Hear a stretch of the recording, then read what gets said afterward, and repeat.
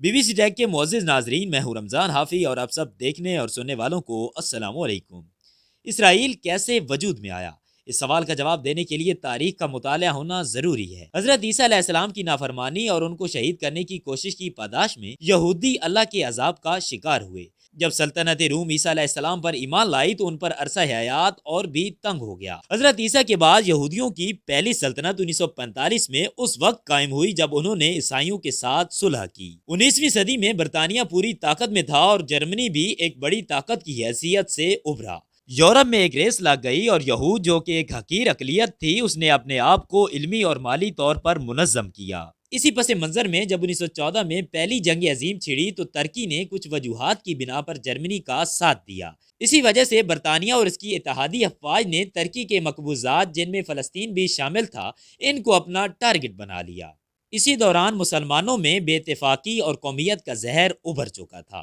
وہ پستی کی جانب گامزن تھے۔ برطانیہ نے ترکی کو شکست دینے کے لیے پلان بنایا اور یہودیوں کو بھی اس پلان کا حصہ بنایا، اور اس کے علاوہ برطانیہ نے ان طاقتوں کو بھی اپنے ساتھ شامل کر لیا جو ترکوں کے خلاف تھیں۔ ان بدلتے سیاسی حالات میں یہودیوں نے اپنے آپ کو منظم کرنا شروع کر دیا اور اس میں سہون آرٹ سب سے آگے تھی۔ اس تحریک کے لیڈر مشہور کیمسٹ یہودی پروفیسر ڈاکٹر وائنر مین سہونی تھا۔ پروفیسر نے برطانیہ کو ایسی جائیداد دیں جن سے جنگ میں برطانیہ کا پلڑا بھاری رہا، اور اس کے عوض اس نے برطانوی حکام سے وعدہ لیا کہ جنگ جیتنے پر وہ فلسطین میں یہودیوں کے لیے ایک الگ وطن قائم کریں گے۔ اور پھر 1917 میں برطانوی وزیر خارجہ لارڈ بلفورڈ نے ان سے ایک خفیہ کے ذریعے یہ وعدہ کیا، جسے عرف عام میں اعلان بلفور بھی کہا جاتا ہے۔ اس وقت عربوں کا یہ حال تھا کہ وہ اپنے مستقبل سے بے خبر ترکی کی دشمنی میں برطانیہ کے گن گا رہے تھے، اور یہی وجہ تھی جب دسمبر 1917 میں برطانوی افواج یروشلم میں داخل ہو گئی تو پورے شہر نے نکل کر ان کا والہانہ استقبال کیا۔ حالانکہ اس وقت یہود اور برطانیہ کے درمیان ہوئے تمام معاہدے سامنے آ چکے تھے۔ اس کے بعد اگلے 30 سال برطانیہ نے جائز و ناجائز ہتھ کنڈے استعمال کرتے ہوئے یہود کی آبادکاری شروع کی، اور یہی اسرائیل کے قیام کی راہ ہموار کرنا تھی۔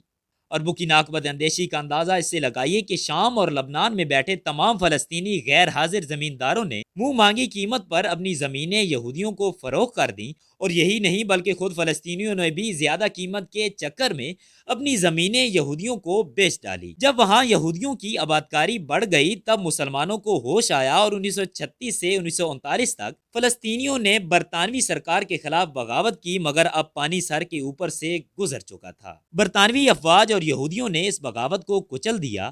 یہودی آبادی بڑھتی جا رہی تھی اور ساری دنیا سے یہودی اپنے مستقبل کے وطن کی طرف آنا شروع ہو گئے تھے، اور اس میں اور بھی اضافہ ہوا جب ہٹلر نے یہود کا قتل عام شروع کیا۔ تقریباً 60 لاکھ یہودیوں کو ہٹلر نے گیس چیمبرز میں زندہ جلا دیا، اور بچ جانے والے یہودی فلسطین بھاگ آئے۔ 1948 میں اسرائیلی آبادی جب 7,58,000 تک پہنچ گئی تو برطانیہ نے محسوس کیا کہ اب ایک آزاد ریاست بن سکتی ہے، تو اس نے اس علاقے کو اقوام متحدہ کی جھولی میں ڈال دیا۔ امریکہ اور روس اس وقت اسرائیل کے حامی تھے، تو نومبر 1947 میں اقوام متحدہ نے ایک قرارداد کے ذریعے فلسطین کو 2 حصوں میں تقسیم کر دیا۔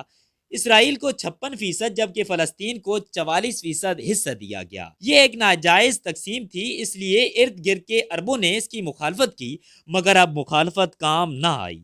یوں 14 مئی 1948 میں برطانیہ کے آخری ریجمنٹ کے جانے کے ساتھ ہی اسرائیل نے اپنی آزادی کا اعلان کر دیا، اور اسرائیل مسلمانوں کی اپنی نااتفاقی اور نفرت کی وجہ سے دنیا کے نقشے پر نمودار ہوا۔